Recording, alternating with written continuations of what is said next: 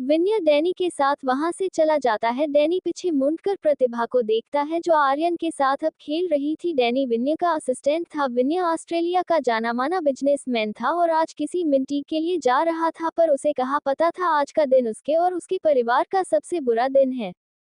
अब आगे। डैनी इस वक्त विनय के साथ गाड़ी में बैठा था। विनय बहुत ध्यान से एक फाइल पढ़ रहा था। विनय का ध्यान अपने आसपास नहीं था। वही डैनी विनय को एक फाइल देते हुए बोला, सर ये आज की मीटिंग के कुछ टीम कंडीशन है जिसे हमें हमारे साथ प्रोजेक्ट पर काम करने वाली कंपनी के सामने रखना है, आप इन पर साइन कर दीजिए। विनय डैनी पर आंख बंद करके भरोसा करता था। डैनी विनय के साथ बहुत समय से काम कर रहा था तो विनय डैनी की बातों पर आंख मूंद के विश्वास करता था।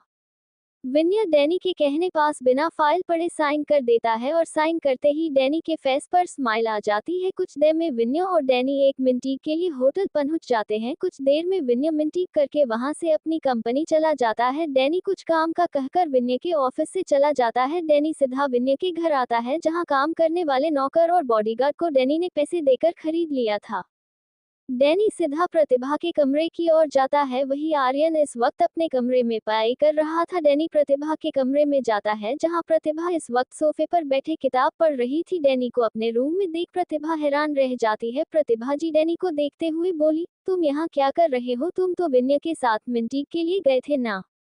डैनी मुस्कुराते हुए प्रतिभा जी की ओर आता है और एक गंदी स्माइल करते हुए बोला, हाँ गया था ना, अब वापस आ गया क्योंकि मुझे आपके साथ मजे करने थे। डैनी की बात सुनकर प्रतिभा जी को गुस्सा आ जाता है। प्रतिभा जी गुस्से में डैनी को थप्पड़ मारते हुए बोली, क्या बकवास कर रहे हो तुम? पर डैनी प्रतिभा जी का हाथ बीच में ही पकड़ लेता है और उन्हें अपने करीब खींच उनसे जबरदस्ती करने लगता है। प्रतिभा जी डैनी को खुद के दूर करने की कोशिश करती है पर डैनी प्रतिभा जी को छोड़ता नहीं। प्रतिभा जी डैनी को खुद से दूर धक्का देती है। डैनी कुछ कदम पीछे हट जाता है। प्रतिभा जी पास में पड़ा शॉपिश उठाती है और डैनी को दिखाते हुए बोली, मैंने कहा दूर रहो मुझसे। डैनी हंसते हुए घिरे घिरे आगे बढ़ते हुए बोला, कितना भी कोशिश कर लो आज तुम खुद को नहीं बचा सकती। प्रतिभा जी घबराहट में सबको आवाज लगाने लगती है पर कोई भी प्रतिभा जी की मदद करने नहीं आता है। डैनी हंसते हुए बोला, जिसको बुलाना है बुलाओ, जिसको आवाज लगानी है लगाओ, पर आज तुम्हें कोई भी नहीं बचाने वाला। वही आर्यन को प्रतिभा जी की आवाज सुनाई दे जाती है। आर्यन अपने रूम से निकलकर प्रतिभा जी के रूम की तरफ आता है। जैसे जैसे आर्यन आगे जाता है प्रतिभा जी के चिल्लाने की आवाज तेज होती है। आर्यन भागकर अपनी मॉम के कमरे में जाता है जहां सामने का सीन देख आर्यन के कदम वही ठहर जाते हैं। डैनी इस वक्त प्रतिभा जी के साथ इंटीमेट हो रहा था और प्रतिभा जी चीख रही थी, चिल्ला रही थी, पर कोई उन्हें बचाने नहीं आता है। आर्यन सबको आवाज लगाते हुए भागता है पर कोई आर्यन के साथ नहीं जाता है। वहां के नौकर अपना काम कर रहे थे जैसे वहां कुछ हो ही नहीं रहा है। आर्यन सबके सामने हाथ जोड़ता है, गिड़गिड़ाता है कि मेरी मॉम को बचा ले, पर कोई उसकी बात नहीं सुनता।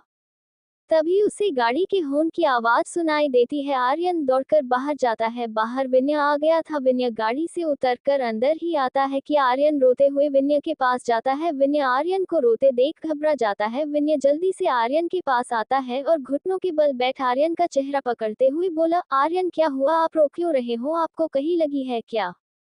क्या हुआ है? आर्यन सिसकते हुए बहुत मुश्किल से बोलता है, डैड, वो मॉम, वो अंकल। आर्यन को समझ नहीं आ रहा था कि वो विनय को कैसे बताए, पर विनय कहीं ना कहीं समझ गया था कि आर्यन क्या कहना चाहता है। विनय भागते हुए अपने रूम की तरफ जाता है। विनय के कदम दरवाजे पर ठहर जाते हैं। सामने प्रतिभा जी एक जिंदा लाश की तरह डैनी के नीचे पड़ी थी। उनके शरीर में कोई मूवमेंट नहीं हो रही थी। वही डैनी अपने शरीर की आग शांत करने में लगा था। सामने का नजारा देख विनय जी गुस्से से भर जाते हैं। विनय जी डैनी को पीछे से पकड़ प्रतिभा जी के ऊपर से धकेलते हैं। विनय बेड से नीचे आकर गिरता है। डैनी विनय जी को देख गुस्से में भर जाता है। विनय प्रतिभा को उठाते हुए बोले, प्रतिभा देखो मैं आ गया हूँ। प्रतिभा प्रतिभा होश में आओ, पर प्रतिभा जी के शरीर में कोई मूवमेंट नहीं होती है। प्रतिभा के साथ हुई जबरदस्ती की वजह से प्रतिभा जी को सदमा लगता है और उनकी मौत हो जाती है और डैनी प्रतिभा की लाश के साथ इंटीमेट हो रहा था। विनय जी प्रतिभा जी को होश में लाने की कोशिश करते हैं पर प्रतिभा जी होश में नहीं आती। तभी कोई विनय जी के सर पर बहुत जोर से वार करता है। विनय जी का सर एक बार घूम जाता है। विनय जी पीछे मुड़कर देखते हैं तो डैनी अपने हाथ में गन लेकर खड़ा था। विनय जी अपना सर पकड़ खड़े होते हैं और गुस्से में डैनी की कॉलर पकड़ बोले, क्यों किया ऐसा? बोलो, इतना बड़ा धोखा। डैनी विन्य के हाथ अपनी कॉलर से छुड़ाता है और अपने हाथ में पकड़ी गन से विन्य के सर पर पीछे से जोर से मारता है। तभी वहां आर्यन आ जाता है। विन्य को मारते देख आर्यन पीछे से डैनी को पकड़ते हुए बोला, छोड़ो, मेरे डैड को छोड़ो। डैनी आर्यन को जोर से पीछे धक्का देता है जिससे आर्यन का सर दीवार से जाकर टकराता है। आर्यन को चोट लगता देख विन्य अपना सर पकड़ खड़े होते हुए आर्यन के पास जाने लगता है, पर डैनी विन्य के मुंह पर जोरदार पंच लगा देता है। विन्य वापस जमीन पर गिर जाता है। विन्य आर्यन को देखता है जिसके सर से खून आ रहा था। कोई बॉडीगार्ड उनको बचाने अंदर नहीं आता और ना ही कोई नौकर, जिससे विन्य समझ जाता है कि सभी डैनी के साथ है। विन्य आर्यन को देखते हुए बोला, आर्यन तुम जाओ यहाँ से। आर्यन नहीं में सर हिला देता है। विन्य आर्यन की ना देखते हुए बोला, आर्यन जाओ यहाँ से, तुम्हें मेरी कसम, अगर जिंदा रहे तो इस धोखेबाज को मत छोड़ना। तभी डैनी बीच में बोला, ये वक्त कभी नहीं आएगा विन्य सिन्हा, तेरे पीछे पीछे तेरा बेटा भी आ रहा है। इतना कहकर डैनी विन्य पर गोली चला जाता है। विन्य वापस जमीन पर गिर जाता है। गोली विन्य के सीने पर जाकर लगती है। वही आर्यन डैनी की बात सुनकर वहां से भाग जाता है। बॉडीगार्ड भी आर्यन को पकड़ने उसके पीछे भागते हैं, पर आर्यन आंखों में आंसू लिए सिन्हा विला का गेट लाग लेता है और इधर विन्य जी की सांसें भी रुक जाती है। डैनी मुस्कुराते हुए बोला, जब से तुम्हारे साथ काम करने आया था तब से मेरी नजर तेरी बीवी पर थी, पर साली कमजोर दिल की निकली, इतने में ही मर गई। वैसे आज तेरी सारी प्रॉपर्टी मेरी हो गई है और ऐसी लड़कियां अब से हर रात मेरे बिस्तर पर होगी, पर इससे पहले मैं तेरे चूजे के चित्रे उड़ा दूं। इतना कहकर डैनी कमरे से बाहर निकल जाता है। वही आर्यन रोड पर नंगे पैर भाग रहा था और उसके पीछे बॉडीगार्ड भी थे। तभी आर्यन एक मोड़ मुड़ने को होता है और उधर से एक गाड़ी फुल स्पीड में आ रही थी। आर्यन की टक्कर उस गाड़ी से हो जाती है और एक चिक के साथ आर्यन कुछ फीट ऊंचे उछलते हुए दूर जाकर गिरता है और नीचे गिरते ही आर्यन के सर से खून बहने लगता है और आर्यन बेहोश हो जाता है। बॉडीगार्ड ये देख मुस्कुराते हुए वापस विला की ओर चले जाते हैं। वही गाड़ी में बैठे इंसान के हाथ कांप रहे थे। वो सामने पड़े लड़के को देख रहा था। उसके पास एक 15 साल का लड़का बैठा था। वो लड़का गाड़ी से बाहर निकलते हुए अपने डैड को आवाज लगाता है, डैड देखिए उसे, चलिए उसे हॉस्पिटल ले चलते हैं। उस बच्चे की आवाज सुनकर मनोज होश में आता है। मनोज जल्दी से गाड़ी से बाहर निकल आर्यन के पास भागते हैं। आर्यन की सांसें अभी भी चल रही थी। मनोज आर्यन को अपनी बाहों में उठाता है और गाड़ी में लेटा अपने बेटे के साथ उसे हॉस्पिटल ले जाते हैं। वही बॉडीगार्ड विला जाते हैं जहां सामने ही डैनी खड़ा था। डैनी सबको देखते हुए बोला, कहाँ है वो? एक बॉडीगार्ड आगे आते हुए बोला, बॉस उस लड़के का बहुत भयानक एक्सीडेंट हुआ है और वो वही मर गया। डैनी मुस्कुराते हुए बोला, चलो ये भैया हुआ, जाओ और उस रूम को आग लगा दो। ये एक हादसा लगना चाहिए और सब नौकरों को यहाँ से ले जाकर कहीं मारकर फेंक दो। बॉडीगार्ड डैनी के कहे अनुसार करते हैं। विन्य के रूम में आग लगा देते हैं और घर के जितने भी सर्वेंट थे सबको मार दिया जाता है। वही आर्यन को वहां से हॉस्पिटल में ले जाया जाता है। आर्यन के सर की सर्जरी होती है और आर्यन कोमा में चला जाता है। वही मनोज जी ने आर्यन के मॉम डैड का पता लगाने की कोशिश की तो उन्हें पता चला कि आर्यन के मॉम डैड दोनों की जलकर मौत हो गई है। मनोज जी आर्यन को अपने साथ इंडिया लेकर चले जाते हैं और उनका बेटा और कोई नहीं अंकेश होता है। मनोज जी बनारस के डीसीपी थे और वो ऑस्ट्रेलिया अंकेश को पढ़ाई के लिए छोड़ने गए थे, पर आर्यन के साथ हुए हादसे की वजह से अंकेश वापस बनारस आ जाता है। लगभग 1 साल बाद आर्यन को होश आता है और आर्यन मनोज जी और अंकेश को सारी सच्चाई बता देता है। आर्यन ने तब से ठान लिया था कि वो डैनी से अपने मॉम डैड की मौत का बदला लेगा। मनोज जी तब से लेकर आज तक आर्यन को अपने बेटे अंकेश की तरह ही मानते हैं। फ्लैशबैक एंड डैनी सब याद कर चार्ली की ओर हैरानी से देखते हुए बोला, इसका मतलब तुम विन्य के बेटे हो? चार्ली की आंखों में हल्की नमी थी, पर डैनी की बात सुनकर चार्ली की आंखों में डैनी के लिए ढेर सारी नफरत और बदले की भावना नजर आने लगती है। चार्ली इस वक्त बहुत गुस्से में था। उसके हाथों की नसें तन चुकी थी। उसकी आंखें बल शॉट की तरह लाल हो गई थी। चार्ली के दिल में 9 सालों की नफरत थी जो आज सारी की सारी बाहर आने को तैयार थी। चार्ली का ये रूप देख डैनी 2 कदम पीछे हो जाता है। डैनी आसपास अपने बॉडीगार्ड को देखता है तो उसे एक उम्मीद दिखाई देती है। डैनी अपने बॉडीगार्ड को देखते हुए चार्ली से बोला, कोई बात नहीं, तुम उस दिन नहीं मरे तो अब मरोगे।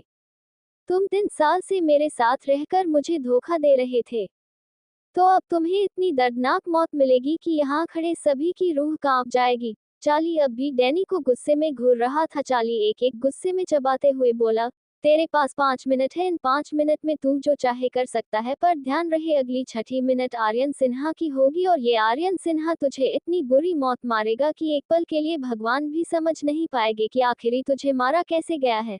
चार्ली अपने हाथ में बंदी घड़ी को देखते हुए बोला, और तेरा टाइम स्टार्ट होता है अब।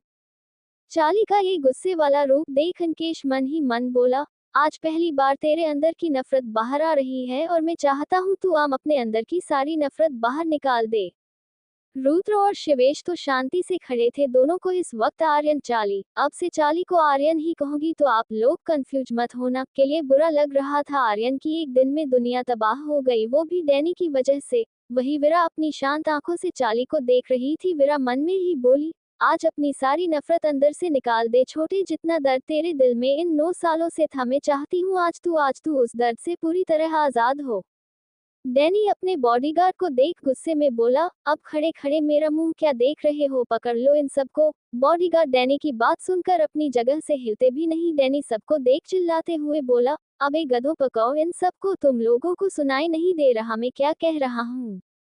बॉडीगार्ड फिर भी अपनी जगह से नहीं हिलते, तभी डैनी के कानों में आर्यन की आवाज सुनाई देती है, आज फिर से वही दिन होगा डैनी, उस दिन डैड के बॉडीगार्ड ने उनका साथ नहीं दिया था और आज तेरे बॉडीगार्ड तेरा साथ नहीं देंगे। और खास बात पता है क्या है? ये जो बॉडीगार्ड है ना, उन्हीं सर्वेंट के बेटे हैं जिनको तूने मरवा दिया था। ये अपने अपने माँ बाप की गलती के पछतावे के लिए मेरे साथ खड़े हैं। आज वही दिन है, वही तारीख है, वही महीना है और वही दिन है। आज सही मायने में मेरे मॉम डैड की आत्मा को शांति मिलेगी और तेरा वक्त खत्म होने में 2 मिनट बचे हैं। आर्यन की बातें सुनकर डैनी को डर लग रहा था। डैनी का डर अब उसके चेहरे पर दिखाई दे रहा था। डैनी अब अपने चारों ओर देखता है, जहां हर तरफ बॉडीगार्ड थे डैनी वहां से भागने लगता है।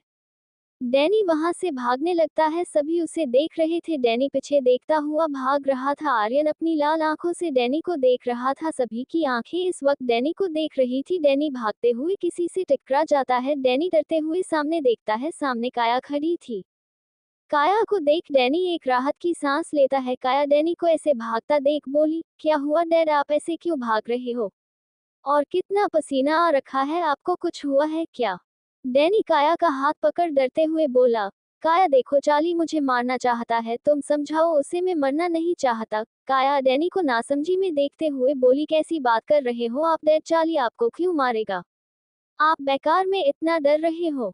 डैनी पीछे देखते हुए बोला, नहीं काया, चार्ली ने मुझे 5 मिनट दिए हैं और उसका वक्त पूरा हो गया है, वो कभी भी मुझे मार सकता है। तभी अचानक डैनी की चीख निकल जाती है, क्योंकि काया ने डैनी की बाजू पर चाकू से वार कर दिया था। डैनी की बाजू से खून आने लगता है। डैनी काया को देखता है जिसके हाथ में चाकू था और वो गुस्से में डैनी को घूर रही थी। डैनी काया को नासमझी में देखते हुए बोला, तुम भी चार्ली के साथ मिली हुई हो, अपने डैड को मारना चाहती हो? काया डैनी को नफरत से देखते हुए बोली, कौन सा डैड? मेरा कोई डैड नहीं है, मेरी सिर्फ मॉम है और आप मुझे अपना डैड कह रहे हैं। कौन सा फर्ज निभाया आपने मेरे डैड होने का? पता है आपको घिन आती है मुझे आपसे और अपने आप से कि मैं आप जैसे इंसान की बेटी हूँ। न जाने कितनी लड़कियों की लाइफ बर्बाद की है आपने, अपनी हवस के चलते कितनों को घर उजाड़े हैं आपने सिर्फ पैसों के लिए, कितनी लड़कियों को बेचा है आपने, और खुद को मेरे डैड कह रहे हो। आपकी औलाद होने से अच्छा था मैं जिस दिन पैदा हुई उसी दिन मर जाती।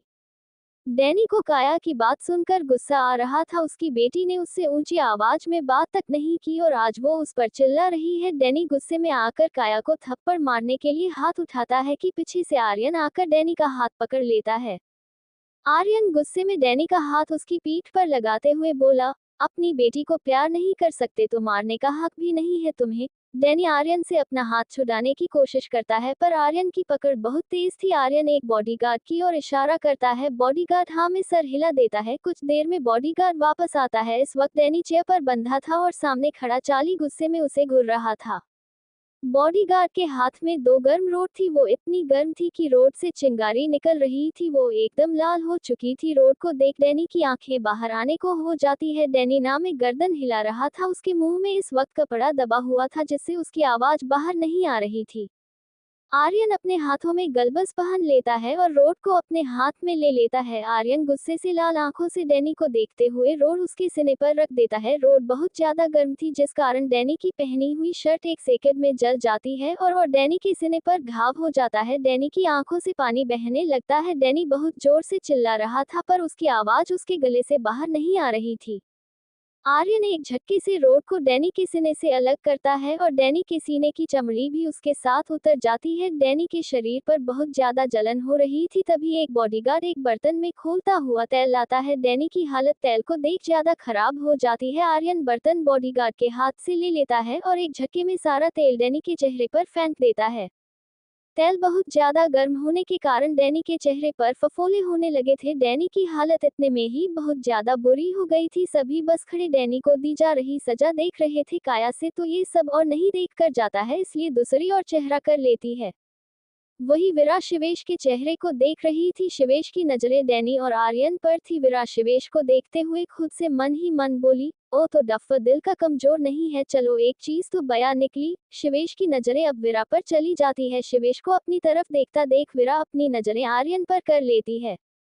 आर्यन बॉडीगार्ड के हाथ से तलाश लेता है और डैनी की ओर बढ़ जाता है। डैनी के फेस पर और ज्यादा घबराहट दिखने लग जाती है। उसको बहुत ज्यादा जलन हो रही थी। आर्यन के चेहरे पर कोई दया नहीं दिखाई दे रही थी। आर्यन डैनी के हाथ को पकड़ बिना वक्त गंवाए उसकी अंगुलियों के नाखून उतारने लगता है। कुछ वक्त में डैनी के दोनों हाथों के नाखून जमीन पर पड़े थे और उसके हाथ से खून बह रहा था। जैसे जैसे डैनी का दर्द बढ़ रहा था वैसे वैसे आर्यन के दिल को ठंडक मिल रही थी। आर्यन पास में पड़े केरोसिन को उठाता है और डैनी पर गिराने लगता है। डैनी ज्यादा दर्द होने से बेहोश होने की कगार पर चला गया था। आर्यन पेंट की पॉकेट से लाइटर निकालता है और डैनी को आग लगा देता है। डैनी का शरीर आग पकड़ लेता है और डैनी जलने लगता है। उसकी आवाज उसके गले में ही घुट कर रह गई थी। कुछ वक्त में डैनी का पूरा शरीर जल जाता है और डैनी को एक दर्दनाक मौत मिलती है। डैनी के मरते ही आर्यन की आंखों से एक आंसू की धारा बह जाती है। इस वक्त उसकी आंखों के सामने अपने माँ पापा का चेहरा दिखाई दे रहा था। डैनी घुटनों के बल वही गिर जाता है। वहां खड़े सभी बॉडीगार्ड की रूह कांप गई थी सामने वाला नजारा देख। आर्यन को टूटते देख अंकेश उसके पास आ जाता है और आर्यन के सामने घुटनों के बल बैठ उसको गले लगा लेता है। आर्यन को शायद इसी कंधे की जरूरत थी। अपने मॉम डैड की मौत के बाद आज पहली बार आर्यन रोया था। आर्यन अंकेश के गले लगकर रोते हुए बोला, मैंने मॉम डैड की मौत का बदला ले लिया भाई, आज उनको इंसाफ मिल गया। अंकेश आर्यन की पीठ सहलाते हुए बोला, संभाल खुद को, छोटे अंकल आंटी भी तुझे देख रहे होंगे, उन्हें तुझे ऐसे रोते देख अच्छा थोड़ी लगेगा। वही काया अब भी दूसरी ओर चेहरा किए खड़ी थी। काया को अपने डैड को खोने का दर्द तो हुआ पर ये दर्द उस दर्द से बड़ा नहीं था जो दर्द डैनी ने आर्यन को दिया था। काया भी आर्यन के पास चली आती है। काया को देख अंकेश आर्यन से दूर हो जाता है। काया को देख आर्यन भी खड़ा हो जाता है। काया आर्यन की ओर नाम में इशारा करती है। आर्यन समझ जाता है काया क्या कहना चाहती है। आर्यन अपने आंसू साफ कर मुस्कुरा देता है। विरा गाड़ी के बोनट से उतरकर आर्यन के पास आ जाती है। आर्यन विरा को देख उसके गले लगने को हुआ कि विरा उसे आंखें दिखा देती है। आर्यन समझ जाता है विरा ऐसा किस लिए कह रहा है, इसलिए आर्यन वही रुक जाता है। विरा कोट की पॉकेट से डॉक्यूमेंट्स निकालती है और आर्यन के हाथ में रखते हुए बोली, ये सिन्हा कारपोरेशन के डॉक्यूमेंट्स है और अब से तुम्हारे डैड की सारी प्रॉपर्टी तुम्हारे नाम हो गई है। आर्यन डॉक्यूमेंट्स विरा के हाथ से ले लेता है और विरा को देखते हुए बोला, थैंक्स मेरी मदद करने के लिए। विरा मुस्कुराते हुए आर्यन के कंधे पर हाथ रखते हुए बोली, मैंने तुम्हारी कोई मदद नहीं की, मैं तो बस उस बॉडीगार्ड को सजा देने आई थी और तुमने अपना बदला खुद लिया है तो मुझे थैंक्स कहने की कोई जरूरत नहीं है। विरा वहां से जाने लगती है तभी कुछ याद आता है। विरा रुककर आर्यन की ओर पलटते हुए बोली, अपने बॉडीगार्ड को कहकर शिवेश सिंघानिया और रुद्र मित्तल को उनके होटल तक पहुंचा देना। आर्यन हाँ में सर हिलाते हुए बोला, क्यों नहीं, आखिर हमारे होने वाले जीजा जी है। शिवेश और रुद्र नासमझी में आर्यन को देखते हैं। आर्यन शिवेश के पास आते हुए बोला, हैरान मत होइए जीजा जी, आपकी शादी हमारी बहन विरा शर्मा के साथ होने वाली है और विरा शर्मा हमारी बड़ी बहन और हमारी मौसी की बेटी है। शिवेश आर्यन की बात समझते हुए बोला, ओ तो वो हिटलर तुम्हारी बहन है, सही है। तभी दोनों बहन भाई का गुस्सा एक जैसा लग रहा है। विरा जाने के लिए मुंडी थी पर शिवेश की बात सुनकर रुक जाती है। विरा गुस्से में मुट्ठी बंद करते हुए अपनी रूड आवाज में बिना शिवेश को देखे बोली, मिस्टर सिंघानिया, अगर आपकी बीवी हिटलर है तो आपको उससे बच के रहना चाहिए, क्या पता कब आपकी जबान काट दे। शिवेश नासमझी में रुद्र को देखता है। रुद्र अपने कंधे उचका देता है। वीरा अब वहां से जाने लगती है। उसके पीछे अंकेश भी जाने लगता है। तभी रुद्र की आवाज सुनकर वीरा के कदम रुक जाते हैं। क्वीन, मुझे और शिवेश को आपसे कुछ बात करनी थी। हमें बहुत वक्त हो गया आपसे मिलने की कोशिश करते हुए। वीरा कुछ नहीं कहती है। अंकेश वीरा को कुछ ना बोलता देख बोला, मिस्टर मित्तल आप किस लिए भी। अंकेश बोलते बोलते रुक जाता है। अभी अभी वो वीरा का नाम ले लेता। वीरा पलटकर अंकेश को आंखें दिखाती है और रुद्र से बोली, हम कल मिलते हैं मिस्टर रुद्र, होटल हयात, सुबह 10 बजे, रूम नंबर 402। इतना कहकर वीरा एक नजर शिवेश पर डाल वहां से चली जाती है। वही रुद्र वीरा को जाते हुए देख रहा था। वीरा के जाते ही आर्यन शिवेश को देखते हुए बोला, तो जीजाजी चले। शिवेश हाँ में गर्दन हिला देता है। आर्यन काया के साथ रुद्र और शिवेश को वहां से लेकर चला जाता है। बॉडीगार्ड आर्यन के जाते ही वहां से डैनी की जली हुई बॉडी को ठिकाने लगाने लगते हैं और डैनी के विला को ब्लास्ट कर देते हैं। वही शिवेश गाड़ी में किसी सोच में गुम था। रुद्र शिवेश को देख धीरे से बोला, क्या हुआ, भाभी के ख्यालों में खो गया क्या। शिवेश रुद्र की आवाज सुनकर सेंस में आता है। शिवेश रुद्र को घूरते हुए बोला, खबरदार, अगर तूने उस चुड़ैल को भाभी कहा तो जान ले लूंगा मैं तुम्हारी। रुद्र शिवेश की बात सुनकर शिवेश को अजीब नजरों से देखते हुए बोला, यार तेरी प्रॉब्लम क्या है, क्यों तू वीरा से इतना चिढ़ा रहता है। शिवेश रुद्र की बात करते कुछ सोचते हुए बोला, तो तू बता, ऐसे दादू के एक बार कहने पर शादी के लिए क्यों मानी। और तो छोड़, वो बनारस में रहती थी और वहां से मुंबई आते ही उसे दादाजी को शादी के लिए पटा लिया। तुझे नहीं लगता उसकी नजर मेरी प्रॉपर्टी पर है। रुद्र शिवेश को घूरते हुए बोला, पागल है क्या तू, वो लड़की खुद इतनी टैलेंटेड है कि मैं यकीन के साथ कह सकता हूँ अगर वो किसी कंपनी की मालकिन हो ना तो उसे 1 साल में तेरी कंपनी से ऊपर लाकर खड़ा कर दे। और तू इतने विश्वास के साथ कैसे कह सकता है, क्या पता वो मेरे दिल में जगह बनाने के लिए, मुझे इम्प्रेस करने के लिए ये सब कर रही हो। शिवेश रुद्र की बात काटते हुए बोला। रुद्र शिवेश को अजीब नजरों से घूरते हुए बोला, ज्यादा हवा में उड़ने की जरूरत नहीं है। तू कोई दुनिया का सबसे हैंडसम मैंने नहीं है जो वीरा तुझे पाने के लिए इतनी मेहनत करे, और दादू ने कुछ सोच समझ के तेरी शादी वीरा के साथ तय की है। शिवेश रुद्र की बातें सुनकर इरिटेट होते हुए बोला, ज्यादा उस पागल लड़की की तारीफ मेरे सामने मत कर वरना मुंह तोड़ दूंगा तेरा मैं। रुद्र हंसते हुए बोला, क्यों, जलन हो रही है क्या। शिवेश गुस्से में रुद्र को घूरने लगता है। कुछ वक्त में उनकी गाड़ी होटल के सामने रुक जाती है और आर्यन रुद्र और शिवेश को होटल छोड़कर काया को घर छोड़ने चला जाता है। वही आर्यन वीरा के साथ विला आ जाता है। आर्यन काया को उसके घर छोड़कर आता है और जिंदल विला चला जाता है। जिंदल विला में इस वक्त सभी डाइनिंग टेबल पर बैठे थे। वीरा अपनी नानी के बंगल में बैठी थी और उसके पास अंकेश बैठा था। मामा जी और मामी जी दूसरी और बैठे थे। राकेश जिंदल रायचंद जिंदल और सुमित्रा जिंदल के बेटे हैं। इनकी 2 बेटियां थी, प्रतिभा और सानवी जिंदल। प्रतिभा जी की शादी विनय सिन्हा से हुई थी। वही सानवी की शादी विक्रम शर्मा से हुई थी। सानवी और विक्रम की बेटी वीरा और सीमी है। प्रतिभा जी का बेटा आर्यन है। राकेश जी और लता जी की एक बेटी है अदिति जो लंदन में रहती है। अदिति वीरा की उम्र की है और एक डॉक्टर है। रायनचंद जी पहले इंडिया में रहते थे। अपने तीनों बच्चों की शादी के बाद वो ऑस्ट्रेलिया में रहने लगे। उनका बिजनेस इंडिया से ज्यादा ऑस्ट्रेलिया में था।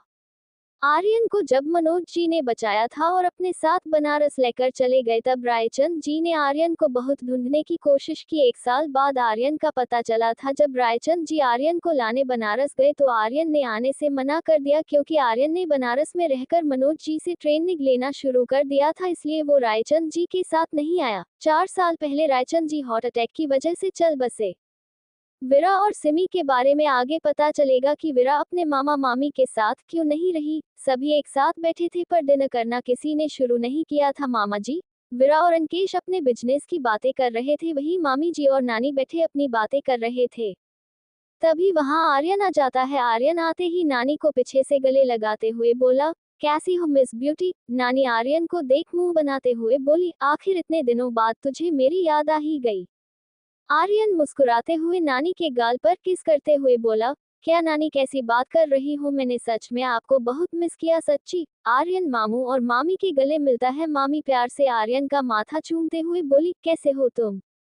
आर्यन वीरा के पास जाते हुए बोला, बस भैया मामी अब जल्दी से मेरे लिए खाना लगाओ, बहुत भूख लगी है मुझे। मामी हंसते हुए बोली, तू जब भी आता है आते ही खाने पर टूट पड़ता है। आर्यन वीरा के गले लगते हुए बोला, तो क्या करे मामी, आप खाना ही ऐसा बनाती हो कि आते ही मेरी भूख आउट ऑफ कंट्रोल हो जाती है। विरा आर्यन से प्यार से गले मिलती है, सभी बैठकर बातें करते हुए लंच करने लग जाते हैं। कुछ वक्त में सबका खाना हो जाता है। विरा आर्यन और अंकेश के साथ स्टडी रूम में चली जाती है और मामा भी उनके पीछे चले जाते हैं। वही मामी नानी के साथ उनके कमरे में चली जाती है। कल वो सभी इंडिया जा रहे थे तो नानी की पैकिंग लता जी करने वाली थी। वही विरा इस वक्त एक फाइल पढ़ रही थी। अंकेश लैपटॉप में लगा था। अंकेश अपने मोबाइल में मेल चेक कर रहा था। मामा जी कुछ सोचते हुए बोले, सुमित खुराना का क्या करना है? मुझे लगता है मार देना चाहिए, वैसे भी दुनिया की नजर में तो वो वैसे ही मर चुका है। विरा फाइल का पेज पलटते हुए बोली, नहीं मामू, हम अभी उसे नहीं मार सकते हैं, अभी उसके जरिए उसके साथियों का पता लगाना है मुझे। अंकेश विरा की बात सुनकर लैपटॉप से अपना ध्यान हटाते हुए बोला, सुमित की बेटी मोना ने आज सीमी पर चाकू से हमला किया है। विरा की आंखों में अंकेश की बात सुनकर गुस्सा भर जाता है। विरा गुस्से में आते हुए एक एक लफ्ज पर जोर देते हैं, बोली, और ये तुम मुझे अब बता रहे हो बॉडीगार्ड क्या कर रहे थे? अंकेश विरा को शांत करते हुए बोला, रिलैक्स, उसे कुछ नहीं हुआ है, वो ठीक है। तुम्हारा देवर और उसके दोस्त उसके साथ थे, इसलिए बॉडीगार्ड ने कोई एक्शन नहीं लिया, पर वैभव को चोट लगी है। सीमी गहरी सांस लेकर खुद को शांत करते हुए बोली, जो भी हो, उसने सीमी पर हमला करने की कोशिश की है तो सजा तो उसे मिलेगी। आर्यन विरा को देखते हुए बोला, उसे सजा में दूंगा। मामा जी आर्यन की बात सुनकर उसे घूरते हुए बोले, क्यों? डैनी को मारकर तेरा पेट नहीं भरा क्या जो उसे सजा देगा? चुपचाप पढ़ाई पर ध्यान दे। आर्यन कुछ बोलने को हुआ कि विरा भी मामू की बात पर सहमति जताते हुए बोली, मामू सही कह रहे हैं, अब से पढ़ाई पर ध्यान दे और कंपनी संभालना सीख। अभी सिन्हा ग्रुप को नए प्रोजेक्ट की बहुत जरूरत है। हाँ तो मैं दे लूंगा ध्यान, पर मुझे भी अपने साथ शामिल कर लो ना, मुझे मारने पिटने में मजा आता है। आर्यन विरा की बात सुनकर जिद करते हुए बोला। अंकेश आर्यन को घूरते हुए बोला, तुझे एक बार में समझ नहीं आ रहा क्या? अब से तू लड़ाई झगड़ों से दूर रहेगा और ज्यादा जिद की तो डैड को बता दूंगा। आर्यन मुंह बनाते हुए वही बैठ जाता है। विरा की कंपनी को यहाँ मामा जी ही देखते हैं, इसलिए मामा जी विरा को आने वाले प्रोजेक्ट के बारे में बताने लगते हैं। आर्यन भी अब सीरियस होकर उन सबकी बातों में दिलचस्पी दिखाने लगता है। वही इंडिया में आशु ऑफिस से घर आ गई थी। सीमी भी कॉलेज से आ जाती है। सीमी इस वक्त किचन में खाना बना रही थी। सीमी आशु को आया देख आवाज लगाते हुए बोली, आशु दी, आप क्या लोगी, चाय या कॉफी? आशु लिविंग रूम में सोफे पर पसरते हुए बोली, तुझे जो पीना है वो बना दे यार सीमी, मैं वो पी लूंगी। सीमी गैस पर पतीला रखते हुए बोली, ठीक है तो मैं चाय बना लेती हूँ। इतना कहकर सीमी चाय बनाने लगती है। तभी डोरबेल बजती है। आशु सीमी की ओर देखते हुए बोली, इस वक्त कौन आ सकता है? कोई आने वाला था क्या? सीमी कंधे उचकाते हुए बोली, नहीं तो कोई नहीं आने वाला था, आप जाओ देखो तो सही कौन आया है। आशु हाँ में गर्दन हिला गेट ओपन करने चली जाती है। गेट ओपन करते ही उसके सामने एक बड़ा सा चॉकलेट का डिब्बा होता है। आशु पहले डिब्बे को देखती है, फिर डिब्बे पकड़ने वाले को। सामने अंश खड़ा मुस्कुरा रहा था। आशु अंश को देखते हुए बोली, अंश सर, आप यहाँ क्या कर रहे हो? अंश चॉकलेट का डिब्बा आशु को देते हुए बोला, ये देने आया था, तुमने ही तो कहा था तुम्हारा दोस्त बनने के लिए मुझे तुम्हें हर रोज चॉकलेट लेकर देना होगा। आशु हाँ में सर हिला देती है। तभी सीमी पीछे से आवाज लगाते हुए बोली, आशु दी, कौन है आप? गेट पर ही क्यों खड़े हो? आशु अंश को देखते हुए बोली, सीमी दीदी का सेकेंड देवर आया है। दीदी का सेकेंड देवर? सीमी कुछ सोचते हुए मन में बोली। आशु अंश को देखते हुए उसके सामने से हटते हुए बोली, आओ अंदर बैठकर बातें करते हैं। अंश हाँ में सर हिलाते हुए आशु के पीछे अंदर आ जाता है। अंश इधर उधर देखते हुए उनका घर देखता है। घर छोटा था पर सारा सामान सलीके से रखा गया था। आशु अंश को सोफे पर बिठाती है, तब तक सीमी भी चाय लेकर आ जाती है। सीमी चाय अंश को देती है। अंश सीमी को एक स्माइल करते हुए चाय का कप उठा लेता है। सीमी आशु के हाथ में चॉकलेट देख खुश होते हुए बोली, वाह, इतनी सारी चॉकलेट, भाभी के देवर टू लेकर आए हैं। आशु हंसते हुए चॉकलेट सीमी को पकड़ा देती है। अंश अपने नाम सुनकर बोला, नाम तो अच्छा रखा है भाई की सालियों, आपने नाम तो बड़े अच्छे रख रखे हैं हमारे। तीनों ऐसे ही हंसी मजाक करते हुए बातें करने लगते हैं। अंश भी खुश था कि चलो इसी बहाने वो आशु के साथ थोड़ा वक्त बिता सकेगा। तभी दोबारा डोरबेल बजती है। सीमी उठते हुए बोली, मैं देखती हूँ कौन है। सीमी गेट खोलती है तो उसके सामने 15 रोज का एक गुलदस्ता दिखाई देती है। सीमी इधर उधर देखते हुए उस लड़के का चेहरा देखने की कोशिश करती है, पर जिधर सिमी होती उधर वो लड़का गुलदस्ता कर देता। सीमी इरिटेट होते हुए बोली, रोनित भाई, मुझे पता है ये आप हो, इसे सामने से हटाओ, मुझे आपको हक करना है। रोनित गुलदस्ते को दूसरी तरफ कर देता है और एक साइड से सीमी को गले लगाते हुए बोला, हर बार कैसे पहचान लेती है मुझे। सीमी रोनित से अलग होते हुए मजाकिया लहजे में बोली, ये सीमी का जादू है भाई, आप नहीं समझोगे। रोनित और सीमी दोनों अंदर आ जाते हैं। आशु रोनित को देख मुस्कुराते हुए बोली, ओ तो तुम आए हैं, बड़ी जल्दी याद आ गई हमारी। रोनित मजाकिया लहजे में आशु की ओर फुल बाते हुए बोला, वो क्या है ना मोहतरमा, आपके बगैर हमारा दिल नहीं लगता, तो हम भी आ गए आपके पीछे पीछे। आशु मुंह बनाते हुए गुलदस्ता दूसरी तरफ रख देती है। वही रोनित की बात सुनकर अंश की मुट्ठी कस जाती है। रोनित अंश को देखते हुए बोला, ये भाई साहब कौन है। सीमी सोफे पर बैठते हुए बोली, ये भाभी के देवर है और अंश भैया ये है रोनित भैया, विराट दी और आशु दी के दोस्त है। अंश जबरदस्ती स्माइल करते हुए अंश से हाथ मिलाता है। रोनित आशु के पास जाकर बैठ जाता है। वही अंकेश इस वक्त अपने कमरे में बैठा था। अंकेश के हाथ में रेड वाइन थी। वो अपने फोन में विरा की तस्वीर देख रहा था। आर्यन अंकेश के रूम में आता है। गेट ओपन होने की आवाज सुनकर अंकेश हड़बड़ाते हुए वाइन की बोतल और गिलास उठाता है और सोफे के पीछे रख देता है। आर्यन अंकेश को ऐसे हड़बड़ाया देख अंकेश को शक भरी नजरों से देखते हुए बोला, भाई क्या छुपा रहे हो आप। अंकेश इधर उधर देखते हुए थोड़े गुस्से में बोला, तू नॉक करके नहीं आ सकता क्या। आर्यन अंकेश के पास सोफे पर बैठते हुए बोला, आप इतना चिढ़ क्यों रहे हो, मैं तो हमेशा ऐसे ही आता हूँ ना। अंकेश आर्यन को देखता है जो अपनी मासूम नजरों से उसी को देख रहा था। इस वक्त आर्यन ने बच्चों जैसे मुंह बना रखा था। अंकेश बिना कुछ कहे आर्यन की गोद में अपना सर रख लेता है। आर्यन ना समझी में अंकेश को देखता है, फिर अपने हाथ अंकेश के बालों में फिराने लगता है। आर्यन अंकेश को देख शांत आवाज में बोला, आप विरादी से प्यार करते हो ना। आर्यन की बात सुनकर अंकेश आर्यन की गोद से उठ जाता है और सोफे से खड़ा होकर बालकनी की ओर जाते हुए बोला, ऐसा कुछ नहीं है, तू गलत समझ रहा है। तो मुझसे नजरें चुरा कर क्यों कह रहे हो। पता है भाई, आपको बिल्कुल भी झूठ बोलना नहीं आता है और मेरे सामने तो बिल्कुल भी नहीं। आर्यन अंकेश को जाते देख उसके पीछे जाते हुए बोला। अंकेश आर्यन की बात सुनकर कुछ नहीं कहता है। बालकनी में खड़े होकर चांद को देखने लगता है। इस वक्त अंकेश के दिल में बहुत दर्द था जिसे वो अपने दिल से दूर करना चाहता था, पर जितना वो विरा को भूलने की कोशिश करता, उससे ज्यादा विरा की याद उसे आती। आर्यन अंकेश के कंधे पर हाथ रखता है। अंकेश कसकर अपनी आंखें बंद कर लेता है। जब से आर्यन उसकी लाइफ में आया है तब से अंकेश सारी बातें आर्यन से शेयर करता था। आर्यन धीरे से बोला, भाई आप मुझे नहीं बताएंगे क्या बात है। अंकेश आर्यन का हाथ कंधे से हटाते हुए रूम के अंदर आ जाता है और बेड पर लेटते हुए बोला, मेरे सर में दर्द है, तुम बाम लगा दो। आर्यन हमें सर हिला देता है और ड्रेसिंग के पास जाता है जहां उसे फर्स्ट एड बॉक्स दिखाई देता है। आर्यन बॉक्स से बाम निकालता है और बेड की ओर चला जाता है।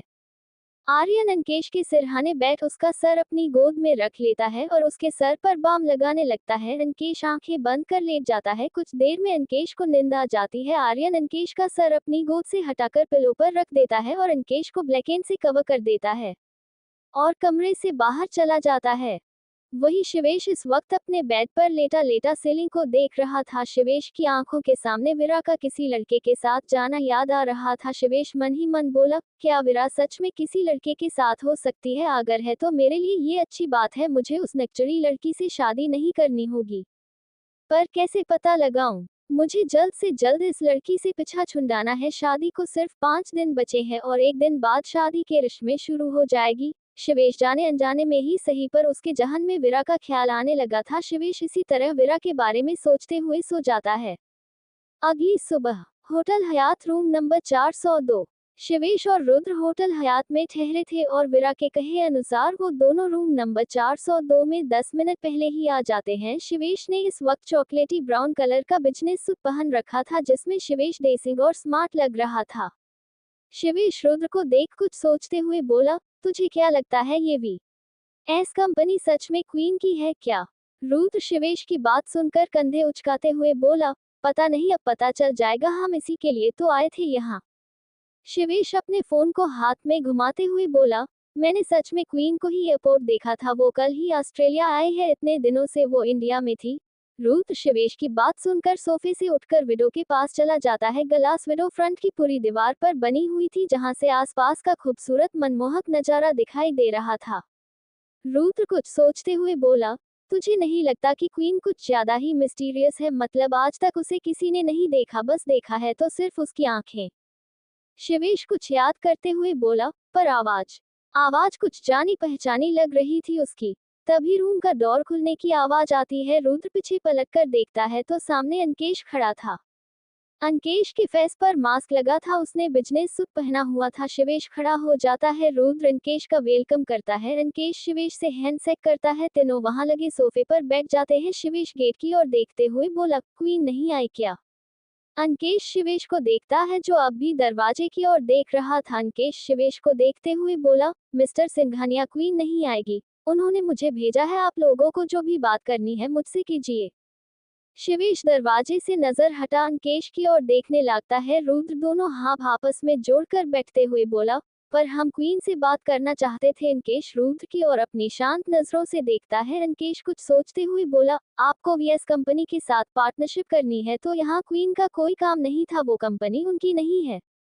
कंपनी क्वीन की नहीं है। ये सुनकर रुद्र और शिवेश दोनों को जैसे झटका लगता है। जितना उन्होंने पता लगाया था तब उन्हें पता लगा था कि कंपनी क्वीन की हो सकती है। शिवेश एक गहरी सांस लेकर बोला, तो क्या आप बता सकते हैं उस कंपनी को कौन चला रहा है?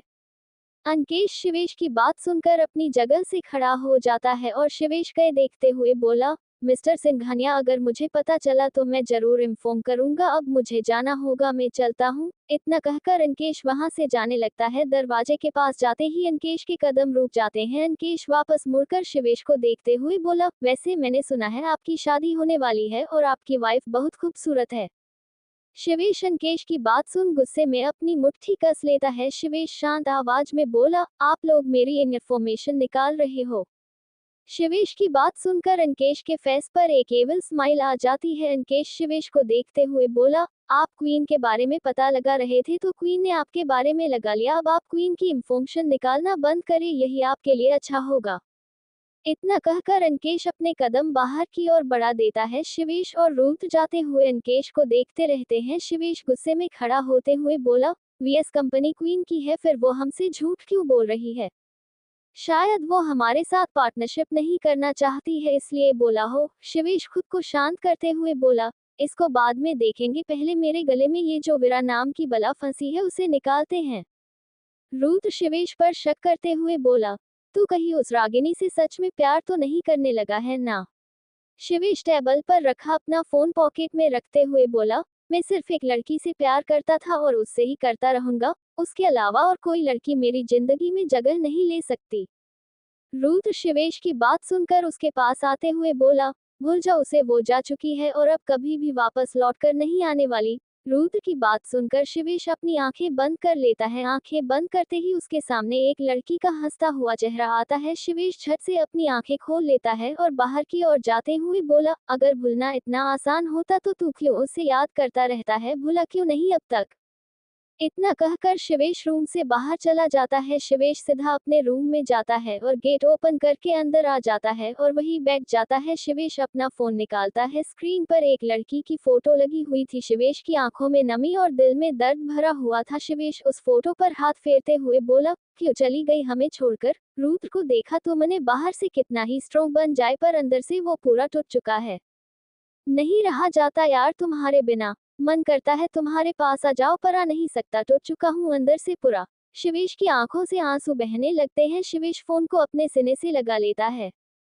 वही दूसरी ओर वीरा इस वक्त गाड़ी में बैठी थी। वो लैपटॉप पर काम कर रही थी। तभी उसका फोन बजता है। वीरा कॉल देखती है तो सीमी का था। वीरा मुस्कुराते हुए कॉल उठा लेती है। सामने से एक अलसाए आवाज आती है, गुड मॉर्निंग दी। वीरा मुस्कुराते हुए बोली, गुड मॉर्निंग बच्चा, अभी तक सो रही हो, कॉलेज नहीं जाना क्या?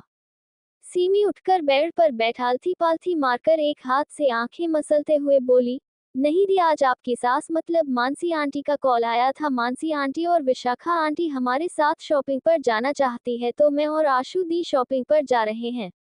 ओके, तुम्हें जो लेना है वो खरीद लेना, वीरा शांत आवाज में जवाब देती है। सीमी अपनी मासूम आवाज में बोली, आप आज आ रहे हो ना? वीरा मुस्कुराते हुए बोली, हाँ आज मैं आ रही हूँ और तेरे लिए कुछ लेकर भी आ रही हूँ। सीमी खुश होते हुए बेड पर उछलते हुए बोली, सच्ची आप आ रहे हो। विरा सिमी की हरकतें महसूस कर खुद को मुस्कुराने से नहीं रोक पाती है। विरा मुस्कुराते हुए सिमी से बोली, चल ठीक है, अभी मुझे कुछ काम है, घर आकर बात करते हैं। इतना कहकर विरा कॉल कट कर देती है। विरा वापस सीरियस मोड में आ जाती है। अभी वो लैपटॉप में एक मेल चेक करती है। उस मेल में शिवेश की इंफॉर्मेशन थी, जैसे शिवेश कहाँ पढ़ा था, कितने ही साल देश में था, कितने साल बाहर था। आगे की इंफॉर्मेशन पढ़कर विरा की मुट्ठी गुस्से से कस जाती है और उसकी काली आंखें लाला हो जाती है। विरा मन में बोली, शिवेश सिंघानिया सिर्फ और सिर्फ विरा शर्मा का है और रहेगा। तभी अंकेश गाड़ी में आकर बैठ जाता है। अंकेश के बैठते ही ड्राइवर भी गाड़ी में बैठ जाता है और सीधा एयरपोर्ट की ओर गाड़ी ले जाता है। विरा लैपटॉप में देखते हुए बोली, क्या उन्हें तुम्हारी बात पर यकीन हो गया? अंकेश सामने देखते हुए बोला, मुझे नहीं लगता उसे यकीन होगा। उसके आदमी ने तुम्हें कंपनी के अंदर जाते देखा है और उसे यही लगता है कि यह कंपनी तुम्हारे अंडर है। विरा अंकेश की बात सुनकर कुछ नहीं कहती है और लैपटॉप में काम करने लग जाती है। अंकेश कुछ सोचते हुए विरा की ओर देखते हुए बोला, चतुर्वेदी आज लड़कियों की संगलिक करना चाहता है और इस काम में उसने मेरी हेल्प मांगी है। विरा एक तिरछी स्माइल करते हुए बोली, तो करो हेल्प, पर चतुर्वेदी की नहीं, उन लड़कियों की। वैसे जहां तक मुझे पता है आज उनका तीसरा साथी भी आने वाला है। अंकेश कंधे उचकाते हुए बोला, क्या पता, हो सकता है। वैसे सुमित अरोड़ा बड़ा चालबाज निकला। सुमित का नाम सुनकर विरा लैपटॉप को शट डाउन कर बंद करते हुए अंकेश की ओर देखते हुए बोली, हाँ, हमने तो ये सोचा भी नहीं था। अब उसकी की बेटी को उसकी असलियत से रूबरू तो कराए, मोना का किडनैप कराओ। अंकेश हाँ में सर हिला देता है। कुछ देर में उनकी गाड़ी एयरपोर्ट पहुंच जाती है। विरा मास्क उतार लेती है और कार से बाहर निकलते हुए अंकेश के साथ अंदर जाने लगती है। सामने नानी, मामा, मामी और आर्यन खड़े उन्हीं का वेट कर रहे थे। वही शिवेश खुद को संभाल वॉशरूम में जाता है। कुछ वक्त में शिवेश रेडी होकर बाहर आता है और अपना सामान लगेज में रखने लगता है। वही रुद्र तैयार होकर रूम में खड़ा था। रुद्र खुद से मन ही मन बोला, तुझे उसे भूलकर आगे बढ़ना होगा शिवेश, इसमें एक शख्स मेरी मदद कर सकता है। रुद्र कुछ सोचकर एक मैसेज टाइप कर भेज देता है और अपना लगेज उठा रूम से बाहर आ जाता है। कुछ वक्त में शिवेश और रुद्र गाड़ी में बैठे थे। दोनों एयरपोर्ट की ओर जा रहे थे। विरा सभी को लेकर अपने जेट की ओर जाती है। सभी जेट में बैठ जाते हैं। जेट बहुत लग्जरियस था। उसमें रूम भी बने से एक रूम स्पेशल विरा के लिए बना था, जिसे स्टडी रूम भी बना था। उसमें ढेर सारी किताबें रखी हुई थी। विरा को पढ़ने का बहुत शौक है। जब भी ट्रेवल करती है बुक जरूर पढ़ती रहती है। विरा अपने रूम में जाती है और कोट निकाल सोफे पर रख देती है और बेड पर लेट जाती है और एक बुक उठाकर पढ़ने लगती है। वही अंकेश और आर्यन एक साथ बैठे थे। अंकेश आर्यन को देखते हुए बोला, काया नहीं आई तुम्हारे साथ? आर्यन फोन में गेम खेल रहा था। गेम खेलते हुए बोला, उसके एग्जाम स्टार्ट होने वाले हैं इसलिए नहीं आए हैं। अंकेश आर्यन को आगे कुछ नहीं पूछता है और आंखें बंद कर सीट से टिक कर सोने की कोशिश करता है। वही सिमी और आशु दोनों तैयार होकर हॉल में बैठी थी। वो दोनों मानसी जी और विशाखा जी के आने का वेट कर रही थी। तभी सिमी के फोन पर वैभव का कॉल आता है। सिमी कॉल कट करते हुए बोली, आशु दी चले नीचे आ गए हैं वो लोग। आशु हमें सर हिलाती है और फोन जींस की पॉकेट में डालते हुए जाने लगती है। आशु ने इस वक्त ब्लू जींस के साथ पिंक चिकनकारी कुर्ती पहन रखी थी। बालों की चोटी बनाए हुए आगे कर रखी थी। आगे से कुछ बाल खुले छोड़ रखे थे। कानों में छोटी छोटी झुमकी और हल्का टचअप। आशु सिंपल लुक में सुंदर लग रही थी। वही सिमी ने येलो कलर का प्लाजो सूट पहन रखा था। सिमी पर येलो रंग बहुत जच रहा था और सिमी का फेवरेट कलर भी येलो था। सिमी ने मेकअप के नाम पर लिप बाम और काजल ही लगाया था। बिना मेकअप के भी सिमी कहर ढा रही थी। खुले बाल, कानों में डायमंड इयरिंग्स, एक हाथ में वॉयल और एक में ब्रेसलेट, पैरों में जूती और एक साइड कंधे पर लगाया हुआ दुपट्टा। सिमी इस लुक में बिल्कुल एक पंजाबी गर्ल लग रही थी और बहुत बहुत बहुत ज्यादा खूबसूरत भी लग रही थी।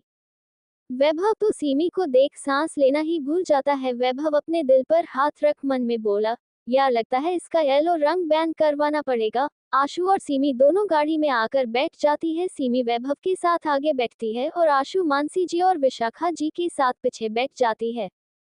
सिमी मानसी जी की ओर देखते हुए बोली, हाय आंटी, कैसे हो आप? मानसी जी मुस्कुराते हुए सिमी के सर पर हाथ रखते हुए बोली, हम बिल्कुल ठीक है, आप बताओ कैसे हो? सिमी एक हाथ से अपने बाल झटकते हुए बोली, हम भी एकदम टिक्का टक्का है। सिमी की बचकाना हरकत देख सभी हंस देते हैं। वैभव सिमी को देख गाड़ी में म्यूजिक सिस्टम ऑन कर देता है और एक पंजाबी सॉन्ग प्ले कर देता है। मुंदरी डा किए कंगना बनावा डेयान, कंगना बनावा डेयान, सोने रंगिए नी तेनू। सोने च मादा डयान, सोने च मदा डयान। शौक सुनकर मानसी जी विशाखा जी की ओर आईब्रो उठाते हुए इशारा करती है। मानसी जी का इशारा समझकर विशाखा जी के फेस पर स्माइल आ जाती है। वही आशु वैभव की ओर देखती है जो साथ में गाना गुनगुना रहा था और चोर नजरों से सीमी को देख रहा था। नी बस इको गालो लगदा ए डर, इको गालो लगदा ए डर, ना गल वैसन बहार होव, नी तेनू येलो रंग, नी तेनू येलो रंग, नी तेनू येलो रंग बैन करवा डा, जर्ट्रूडो मेरा यार होव, नी तेनू येलो रंग बैन करवा डा, जर्ट्रूडो मेरा यार होव। सीमी वैभव को गुस्से में घुरकर देखती है। सीमी म्यूजिक सिस्टम बंद कर देती है। वैभव सीमी को आंखें दिखाता है तो सीमी वैभव को इग्नोर कर देती है। पीछे बैठी तीनों लेडी उनको देख रही थी। विशाखा जी सीमी को देखते हुए बोली, सीमी बेटा म्यूजिक बंद क्यों किया तुमने? कोई अपने जवाब जाहिर कर रहा था, मुझे सुनना है, वापस चलाओ। विशाखा जी की बात सुन वैभव मुस्कुराते हुए बोला, ये हुई ना मेरी मॉम वाली बात। और वैभव वापस म्यूजिक चला देता है और साथ में गुनगुनाने लगता है, रख लान लुका के तेनू, जिथे किसी न्यू ना शक होव, वेखने दा तेनू बस, नी तेरे कैम भी न्यू हाई हक होव x2, नी तेनू सा ना आवे कूडे मेरे बिन्नी, इहु जेहा प्यार होव, नी तेनू येलो रंग, नी तेनू येलो रंग, नी तेनू येलो रंग बैन करवा डा, जर्ट्रूडो मेरा यार होव। कुछ देर में उनकी गाड़ी मॉल के बाहर आकर रुकती है। सीमी गाड़ी रुकते ही गाड़ी से उतर जाती है। सीमी मन ही मन वैभव को कोसते हुए बोली, ये वैभव का बच्चा समझता क्या है खुद को, इसे तो मजा ना चखाया तो मेरा नाम भी सीमी शर्मा नहीं बड़ा आया येलो रंग बैन करवाने वाला हूँ। सभी गाड़ी से उतरकर मॉल के अंदर जाने लगते हैं। मुंबई का ये सबसे बड़ा मॉल था और इस मॉल की ओनर विरा खुद थी। विरा के देश ही नहीं विदेश में भी बहुत सारे मॉल, रेस्टोरेंट और होटल थे। विरा एक बिलियनियर थी। विरा के मामा ने विरा का शुरुआती दिनों में साथ दिया था। विरा जब 21 साल की थी तब उसने बिजनेस की दुनिया में कदम रखा था, पर विरा हमेशा से अपनी पहचान छुपाए हुए हैं। विरा एक ज्वेलरी डिजाइनर भी है और उसकी एक ज्वेलरी की कीमत करोड़ों में होती है। विरा का सारा काम अंकेश देखता है, इसलिए ज्यादातर लोग अंकेश को ही famous jewellery designer diamond star के नाम से जानते हैं, जबकि अंकेश का ज्वेलरी डिजाइन से दूर दूर तक कोई कनेक्शन नहीं है और शिवेश भी इसीलिए वीएस कंपनी के साथ पार्टनरशिप करना चाहता है। मॉल की बड़ी सी बिल्डिंग पर नाम लिखा था हैबिट मॉल। सभी मॉल के अंदर जाते हैं। विशाखा जी और सीमी दोनों आगे जाते हुए बोली, हम दोनों लहंगा देखेंगे विरा दी के लिए। मानसी जी मुस्कुराते हुए बोली, ठीक है देख लो तुम, बाकी शाम पिक के लिए विरा खुद आ जाएगी। आशु मानसी जी को देखते हुए बोली, नहीं आंटी, उस लड़की को शाम पिक करने का बिल्कुल शौक नहीं है, आज तक उसके लिए कपड़े में और सीमी ही पसंद करते आ रहे हैं, अगर जबरदस्ती उसे साथ लेकर भी आ जाए तो एक ड्रेस सिलेक्ट करने में घंटा लगा देती है। मानसी जी लाचारी में गर्दन हिलाते हुए बोली, लगता है शिवेश की डिटो कॉपी से उसकी शादी हो रही है। सभी एक साथ शॉपिंग शुरू कर देते हैं। वैभव तो सीमी को निहार रहा था, उसे शॉपिंग से कोई मतलब नहीं था, उसे तो बस सीमी को निहारना था। वही विरा कुछ देर बुक पढ़ती है, उसके बाद अपना मोबाइल हाथ में लेकर एक नंबर निकालती है। ये नंबर शिवेश का था जो उसने अंश से लिया था। विरा कुछ वक्त तक नंबर को निहारती है, तभी उसे मानसी जी की बात याद आती है। वो पहले ऐसा नहीं था, उसकी बात का कभी भी बुरा मत मानना। विरा एक गहरी सांस लेकर फोन बंद कर साइड रख देती है और आंखें बंद कर लेट जाती है। आंखें बंद करते ही उसे याद आता है फ्लैशबैक। मनोहर जी से मिलने के बाद विक्रम जी घर आते हैं। वो लिविंग रूम में बैठे कुछ सोच रहे थे, तभी विरा उनके लिए चाय लेकर आती है। ये लीजिए पापा आपकी अदरक वाली कड़क चाय। विक्रम जी मुस्कुराते हुए विरा से चाय ले लेते हैं। विरा विक्रम जी के पास सोफे पर बैठ जाती है। इस वक्त विरा की उम्र 15 साल थी, वही सीमी की उम्र 9 साल थी। सीमी बाहर सोसाइटी के बच्चों के साथ खेल रही थी। विक्रम जी चाय का सीप लेकर विरा से बोले, विरा आज मैं आपसे कुछ मांगना चाहता, क्या आप वो देगी हमें? विरा नासमझी में विक्रम जी की ओर देखते हुए बोली, पापा कैसी बात कर रहे हैं आप, मेरे पास जो भी सब आपका ही है, आपको मुझसे पूछने की जरूरत नहीं है। विक्रम जी मुस्कुराते हुए विरा के सर पर हाथ रखते हुए बोले, हमें आपसे एक वादा चाहिए। हमने आपके लिए एक फैसला लिया है और हमें पूरी उम्मीद है कि आप वह फैसला मानेगी। हम अभी आपको नहीं बताएंगे, पर वक्त आने पर आपको पता चल जाएगा। आप मना मत करना, पर जब आपको लगे कि आप नहीं निभा सकती है तब आप उसे छोड़ सकती है। आपके साथ कोई जोर जबरदस्ती नहीं है। विरा नासमझी में विक्रम जी को देखती रहती है, उसे समझ नहीं आ रहा था विक्रम जी क्या कहना चाहते हैं। अपने मन में आया सवाल विरा विक्रम जी से पूछते हुए बोली, पापा हमें समझ नहीं आ रहा आप क्या कहना चाहते हैं। फैसला? कैसा फैसला? विक्रम जी चाय का कप टेबल पर रखते हैं और दोनों हाथ आपस में जोड़ सही से बैठते हुए बोले, वक्त आने पर आपको सब पता चल जाएगा। और एक बात, हम आज तक आप दोनों बहनों को बचाते रहे हैं, पर अब ज्यादा दिन हम नहीं कर सकते, इसलिए आज आपको हम बनरास भेज रहे हैं अपने दोस्त मनोज के पास। वहाँ हमारा घर है जिसका पता किसी को नहीं है, आप और सीमी वही रहेगी। हमने आपके लिए न्यू अकाउंट ओपन कर दिया है, उसमें आप दोनों बहनों के खर्च के लिए पैसे डाल दिए हैं। अभी आप हमसे कोई सवाल नहीं करेगी, अगर हम सही सलामत रहे तो हम जल्द ही आप दोनों बहनों के पास आ जाएंगे। विक्रम जी की ऐसी बातें सुनकर विरा की आंखों में आंसू आ जाते हैं। विरा रोते हुए बोली, नहीं, हम आपको छोड़कर कहीं नहीं जाने वाले। माँ के जाने के बाद आप ही तो हम दोनों के इकलौते सहारे हैं और आप हमें खुद से दूर भेज रहे हो। विक्रम जी विरा को देखते हैं जिसकी आंखों से आंसू बह रहे थे, रोने की वजह से उसका गोरा चेहरा लाल हो गया था। विक्रम जी विरा के आंसू पोंछ उसे गले लगा लेते हैं। विक्रम जी की आंखों में हल्की नमी थी। विक्रम जी विरा का सर सहलाते हुए बोले, नहीं विरा, ऐसे रोते नहीं, आप तो हमारे बहादुर बच्चे हो ना, और रही बात हमारी, तो हम मजबूरी में ऐसा कर रहे हैं बच्चा, और हमारी मजबूरी आपको पता चलेगी जब आप 25 साल की हो जाएगी। और हमें पता है आप सीमी का ख्याल बहुत अच्छे से रखोगी, उसको माँ पापा की कमी महसूस नहीं होने दोगी। विरा विक्रम जी की बात सुनकर अपनी पकड़ विक्रम जी पर कसते हुए बोली, नहीं, हम आपको छोड़कर कहीं नहीं जा रहे हैं, हम आपके साथ रहना चाहते हैं। विक्रम जी विरा को खुद से अलग करते हुए बोले, आपको हमारी कसम विरा, आपको अपनी पहचान छुपा कर रखनी है, किसी के सामने भी आप हमारा नाम मत लेना, किसी के सामने भी नहीं। जाए अपना और सीमी का सामान पैक करो, आप कुछ देर में बनारस जा रही हो। विरा कुछ नहीं कहती, उसकी आंखों से आंसू बह रहे थे। उसे समझ नहीं आ रहा था कि उसके पापा दोनों बहनों को खुद से दूर क्यों भेज रहे हैं। विरा लिविंग रूम से अपने कमरे में चली जाती है और अपना और सीमी का सामान पैक करने लग जाती है।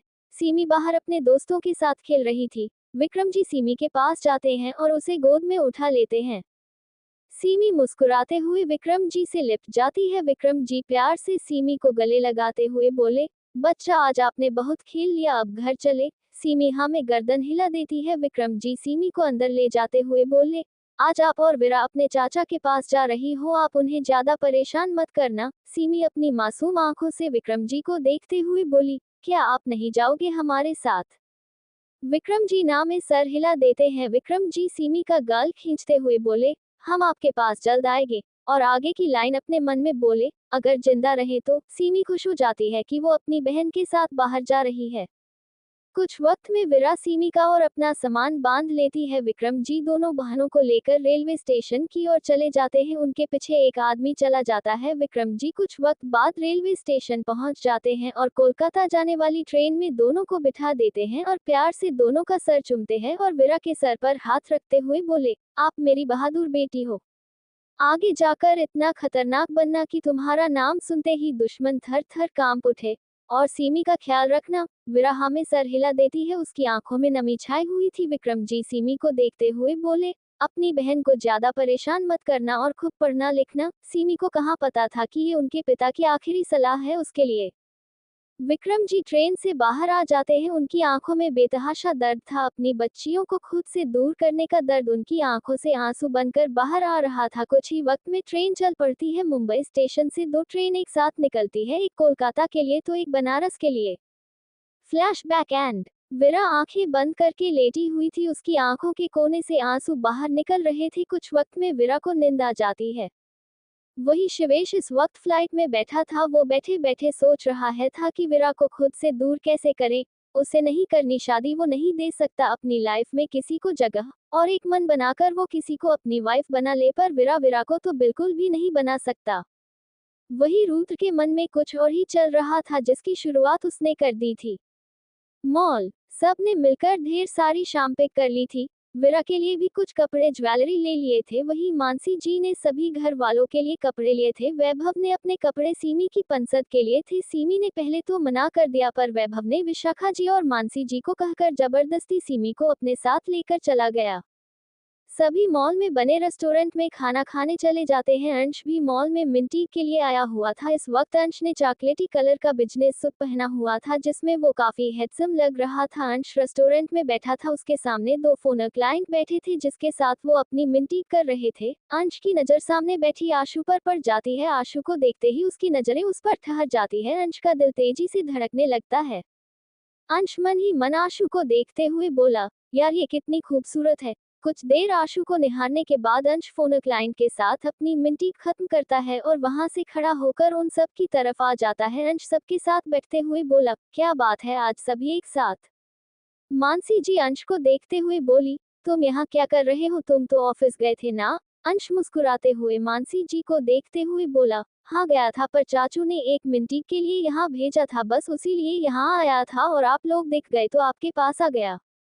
अंश आशु को देख उसकी और मुस्कुरा देता है तो आशु भी छोटी सी स्माइल पास कर देती है। वैभव अंश को आशु की ओर देखता पाकर उसके कान के पास जाकर बोला, आशु पसंद है आपको। अंश आशु को देखने में खोया था। वैभव की बात सुनकर हाँ में गर्दन हिला देता है।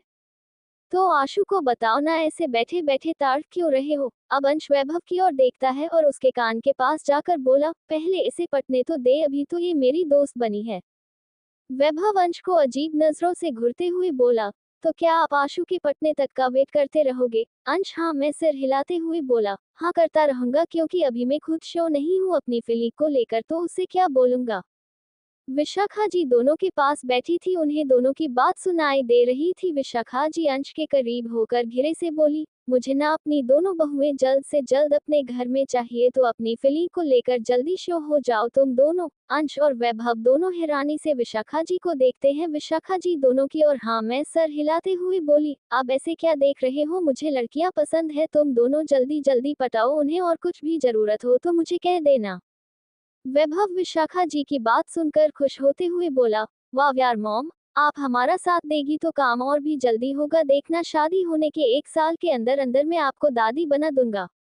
विशाखा जी वैभव की पीठ पर मुक्का मारते हुए बोली, चुप कर गधे, मुझे इतनी जल्दी भी दादी नहीं बनना, पहले सास तो बन जाने दे। विशाखा जी की बात सुनकर वैभव का मुंह बन जाता है। अंश हंसते हुए बोला, वाह चाची वाह, किसी की फिली पर पानी कैसे फेरना है ये कोई आपसे सीखे। विशाखा जी घुरकर अंश को देखती है। मानसी जी तीनों को देखते हुए बोली, तुम तीनों कौन सी खिचड़ी पका रहे हो। मानसी जी की आवाज सुनकर तीनों सीधे बैठ जाते हैं। विशाखा जी जबरदस्ती हंसते हुए बोली, वो दीदी ये दोनों मूवी देखने का कह रहे थे तो मैंने मना कर दिया, हम कहाँ मूवी देखते फिरे, इस उम्र में बच्चे चले जाएंगे, हम दोनों ड्राइवर के साथ घर चले जाएंगे। अंश और वैभव आंखें फाड़े विशाखा जी को देख रहे थे। अंश वैभव के पास जा घिरे से बोला, वाह यार क्या कमाल की चाची है, इतनी जल्दी प्लान भी मना लिया। वैभव भी हैरानी में गर्दन हिलाते हुए बोला, सही कह रहे हो अंश भाई, मैंने तो सांस भी नहीं ली, उससे पहले मॉम ने प्लान भी बना लिया। मानसी जी मुस्कुराते हुए बोली, ये तो सही कहा तुमने, बच्चे मूवी देख लेंगे। सीमी मानसी जी की बात काटते हुए बोली, नहीं नहीं आंटी, हम दोनों घर जाएंगे हैं ना आशु दी। आशु सीमी की बात समझ उसकी हाँ में हाँ मिलाते हुए बोली, हाँ आंटी सीमी सही कह रही, फिर कभी देख लेंगे, आज जरूरी थोड़ी है।